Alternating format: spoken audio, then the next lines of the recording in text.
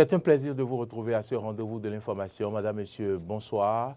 Voici les titres de cette édition. La chaire internationale de physique, mathématiques et applications, SIPMA, dispose d'un nouveau bâtiment qui a été inauguré ce matin à l'université d'Abomey-Calavi. Vous suivrez le compte-rendu dans ce journal. Au Burkina Faso, après le coup de force du 24 janvier, la junte militaire a donné le ton de la transition à travers le rétablissement de la Constitution et la nomination d'un nouveau président. Voilà pour le sommaire.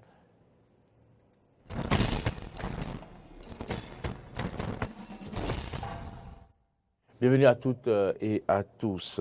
Je vous l'annonçais en titre, la chaire internationale de physique et mathématiques et applications SIPMA de l'université d'Abomey-Calavi a inauguré ce matin son nouveau bâtiment, un immeuble dont la construction est initiée par le ministère de l'Enseignement supérieur à travers un programme spécial de couverture des besoins en infrastructures et équipements publics. Compte rendu, Carnot François Ngwede-Rinton. Discours, coupure du ruban, visite des locaux, ce sont là les temps forts ayant marqué l'inauguration ce mardi à l'UAC du nouveau bâtiment devant prêter la chaire internationale de physique, mathématiques et applications SIPMA. Un acte du gouvernement fortement apprécié par les autorités universitaires. En dotant l'UAC d'un immeuble pour abriter la SIPMA, le gouvernement de la République du Bénin démontre à travers vous, Monsieur le directeur de cabinet et représentant, Madame la ministre de l'Enseignement supérieur et de la recherche scientifique, son attachement à la recherche universitaire et à la formation de jeunes scientifiques pour le développement du Bénin, de l'Afrique et du monde. L'ouvrage inauguré est prêt à l'emploi et présente les caractéristiques suivantes. Le bâtiment est déployé donc sur 4 niveaux, on l'a dit, avec une surface totale construite de 2600 m² pour un coût global de 633 918 355 francs CFA. C'est un ouvrage en termes de grosses œuvres qui est réalisé en maçonnerie et béton armé. Et les revêtements muraux et au sol sont respectivement en enduit ciment et en carreau grès cérame pour les planchers et en carreau faïence pour les murs des toilettes. Les portes sont en bois massif de type Avzelia et les baies de fenêtres sont réalisées en aluminium vitrerie.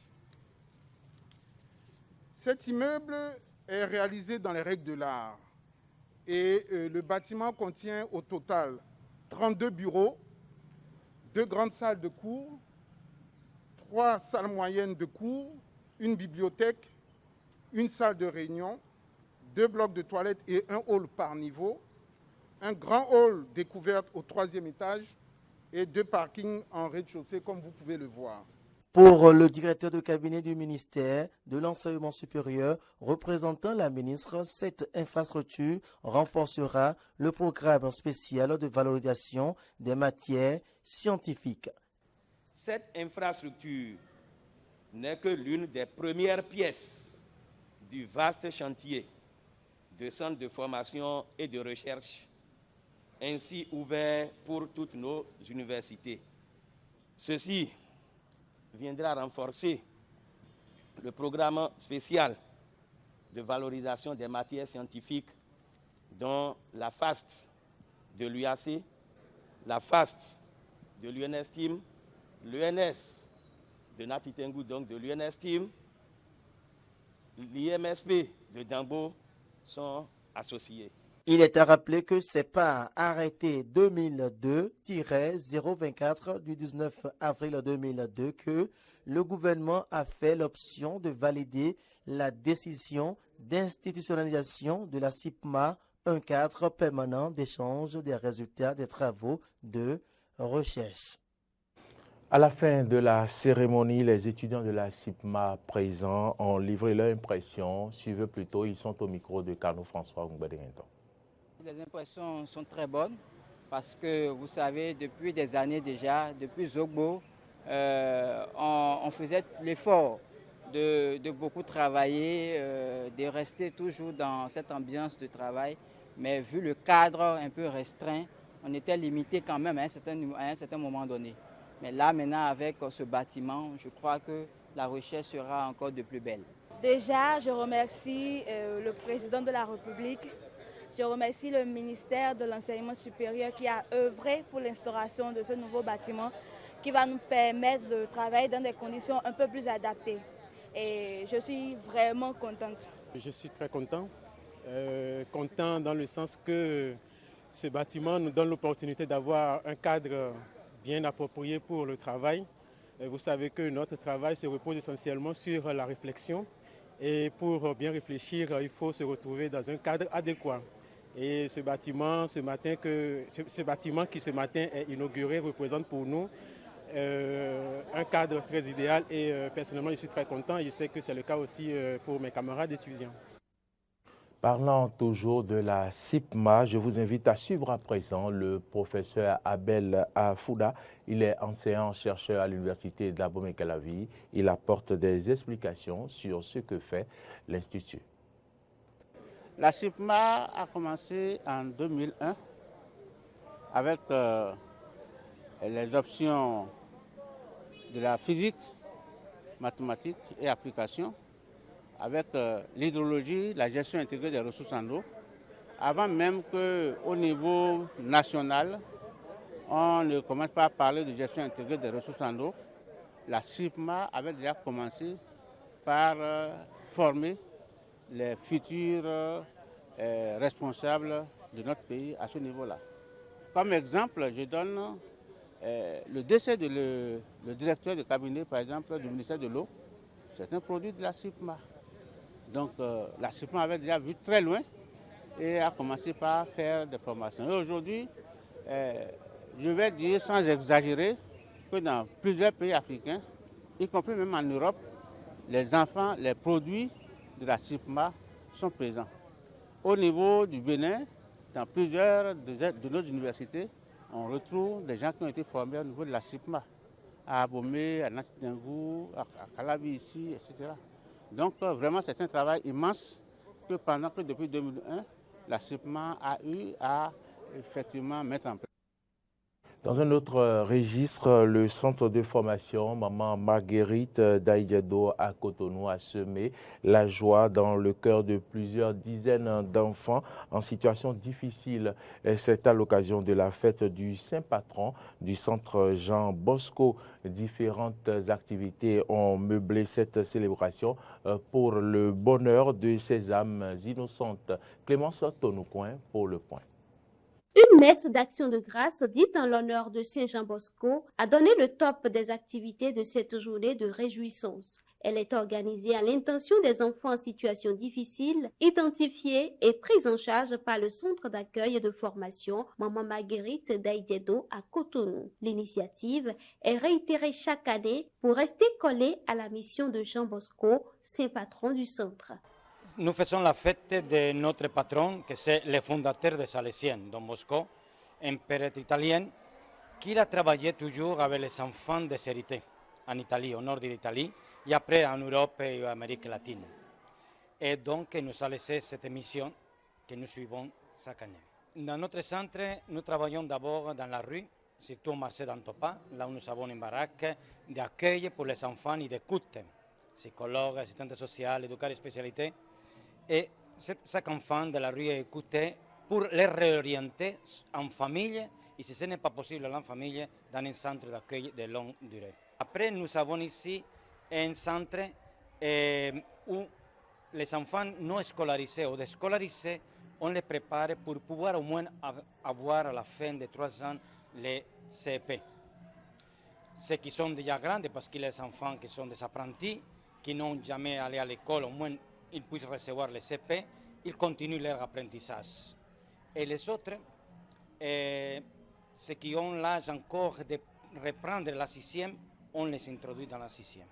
La présente édition de la fête est entièrement financée par la Fondation MTN Bénin. Les pensionnaires du centre ne sont pas restés insensibles à ce geste de générosité et d'amour à leur endroit. À travers la voix de leur porte-parole Mariette Kangweto, ils ont témoigné leur gratitude à la directrice générale de la Fondation MTN Bénin. C'est pour la première fois qu'un opérateur GSM fait parler son cœur envers nous, pensionnaires de ce centre, dans lequel nous recevons l'instruction, l'apprentissage aux différents métiers et l'accompagnement psychosocial. Cette grande générosité envers nous nous apporte beaucoup de joie, mais aussi du réconfort.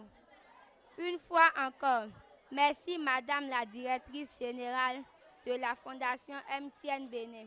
En effet, votre générosité nous encourage à bien travailler à l'école, à être sages dans nos ateliers, envers nos éducateurs et nos formateurs afin que chaque année, vous nous donnez cette joie. À la suite des enfants, le père directeur du centre a remercié le sponsor de l'événement avant de lancer un appel aux autres structures de la place. Père José Luis de la Fuente. On dit un grand merci à la Fondation MTN qui a tout financé.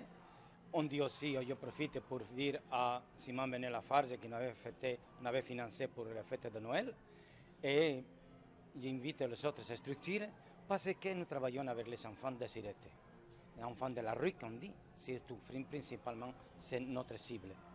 Pour le compte de l'année 2021, le centre d'accueil et de formation Maman Marguerite d'Aïdiedo à Cotonou a travaillé à réorienter 48 enfants, certains dans leur famille et d'autres dans des centres d'accueil. Dans l'actualité hors du Bénin, cette nouvelle escalade de tensions entre Paris et Bamako, l'ambassadeur de France sommé par les autorités de quitter le Mali sous 72 heures, décision justifiée par les récentes déclarations de responsables français jugés hostiles contre le pouvoir malien. Le Quai d'Orsay a pris bonne note de cette décision. Les explications avec nos confrères de RT France. Joël Meyer a 3 jours pour quitter le pays. À 60 ans, le diplomate en poste à Bamako depuis l'automne 2018 fait les frais de la brouille entre la France et le Mali. Son expulsion signe une étape de plus dans l'escalade des tensions entre les deux pays. Une décision à la portée symbolique très forte, annoncée officiellement à la télévision d'État. L'ambassadeur de France à Bamako, son Excellence Joël Meyer, a été convoqué par le ministre des Affaires étrangères et de la coopération internationale qui lui a été notifié la décision du gouvernement qui l'invite à quitter le territoire national dans un délai de 72 heures. Et le Quai d'Orsay de répondre de façon laconique. Le gouvernement assure dans un communiqué prendre note de cette décision. Bamako justifie cette mesure par les récentes déclarations jugées hostiles de responsables français contre le pouvoir malien. Aujourd'hui, le Mali est dirigé par une junte, qui est le résultat d'un double coup d'État dont la légitimité est donc discutable. C'est une junte qui cherche manifestement à conserver le pouvoir le plus longtemps possible. C'est la junte qui est illégitime et qui refuse le suffrage universel, la vérification démocratique. Il y a une véritable fuite en avant de la junte qui n'est pas acceptable. Ces derniers mois, Bamako multiplie les invectives à l'intention de plusieurs de ses partenaires traditionnels qui militent pour le retour des civils à la tête du pays. Mercredi, un haut responsable militaire a accusé la France de conserver, je cite, des réflexes coloniaux. Des passes d'armes dans un contexte de forte tension avec le pays sahélien, tandis que la France, militairement engagée dans la région depuis 2013, prévoit de réduire ses effectifs dans les prochaines années. Quitter le Mali, une décision qui isole un peu plus ce pays déjà en tension avec les membres de la communauté des États de l'Afrique de l'Ouest. Suivant Claude Blanche-Maison, il est expert en relations internationales. C'est vrai que le Mali est aujourd'hui assez isolé, puisque les pays de la CEDEAO, c'est-à-dire les pays qui l'entourent, les pays voisins, les pays d'Afrique de l'Ouest, et qui ne sont pas tous francophones. Donc, contrairement à ce qu'il dit, ça n'est pas une combine de la France-Afrique, puisqu'il y a le Nigeria, un pays très très important, anglophone, et que la CEDEAO est actuellement présidée par le Ghana, et que ces pays, en effet, ont pris des sanctions contre le Mali, parce qu'ils n'ont pas très bien accepté que le Mali change de pied après avoir promis des élections le 27 février, c'est-à-dire tout de suite. Probablement que le colonel Goïta a voulu prendre les devants et désigner l'adversaire responsable responsable des malheurs du Mali.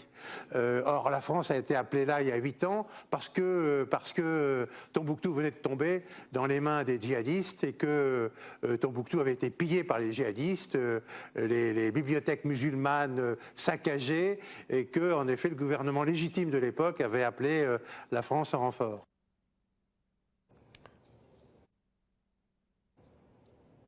Au Burkina Faso, après le coup d'État militaire du 24 janvier, la junte a rétabli la constitution et nommé un président. Ce lundi, une rencontre entre les militaires au pouvoir et les représentants internationaux s'est également déroulée. L'issue de l'entretien semble positive.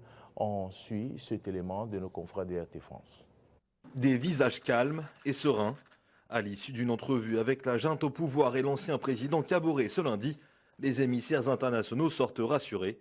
D'après eux, l'ancien chef d'État se porte bien et la junte semble ouverte à la discussion pour rétablir l'ordre constitutionnel.